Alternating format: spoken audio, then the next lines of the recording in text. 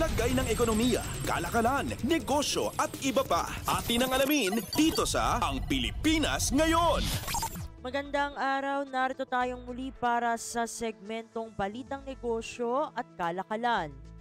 Target ng pamahalaan na maibaba sa 49 pesos per kilo ang bentahan o Maximum Suggested Retail Price o MSRP ng bigas sa merkado pagsapit ng buwan ng Marso.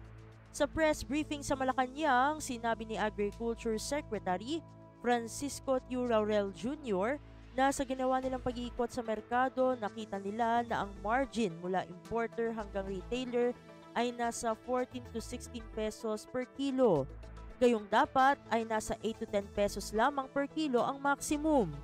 Sila sa Department of Agriculture o DA, una nang nakipagpulong sa mga importer, trader at retailer kung saan pinakiusapan ang mga ito na tulungan ang mga consumer at ibaba ang kanilang patong sa resonableng presyo.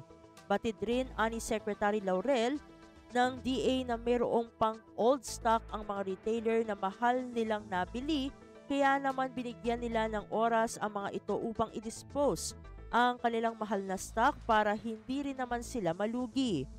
Ang 55 peso MSRP sa kasalukuyan ay inaasahang bababa pa sa 52 pesos pagsapit ng February 15.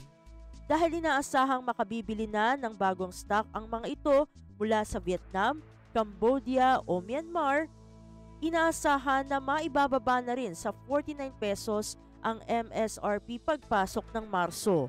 Ayon pa kay Secretary Laurel, ang nararanasang pagbaba sa presyo ng bigas sa merkado bunga na rin ng pagbaba ng presyuhan nito sa world market. Lagay ng ekonomiya, kalakalan, negosyo at iba pa. Atin ang alamin dito sa Ang Pilipinas Ngayon. Sa iba pang mga balitang negosyo, naitala ng Bangko Sentral ng Pilipinas o BSP ang 103 billion US dollars na Gross International Reserves o GIR para sa buwan ng Enero 2025. Base sa datos ng BSP, mas mababa ito kumpara sa 106.3 billion US dollars na naitala sa pagtatapos ng 2024. Pero diin ng Bangko Sentral, bagaman may bahagyang pagbaba, nananatili itong external liquidity buffer na kayang tustusan ang 7.3 buwan na pag-aangkat ng produkto at pagbabayad ng serbisyo at pangunahing kita. Bukod dito, ito ay 3.6 na beses ang laki sa panandaliang panlabas na utang ng bansa batay sa residual maturity. Paliwanag ng BSP, ang pagbaba ng GIR ay bunsod ng operasyon ng foreign exchange ng BSP at kabayaran sa ating debt obligation. Lagay ng ekonomiya, kalakalan, negosyo at iba pa. Atin ang alamin dito sa Ang Pilipinas Ngayon. At sa pagtatapos ng ating segmento, inihayag ni Tingog Party List Representative Jude Asidre na dapat maresolba ang regulatory gap upang matukoy ang pananagutan ng mga consolidator ng balikbayan boxes.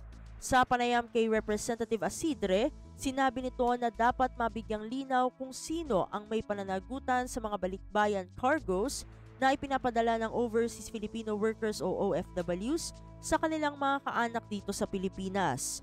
Ito ang komento ng mambabatas ukol sa nasabat na marijuana na nagkakahalaga ng 40 million pesos mula sa balikbayan box mula sa bansang Canada.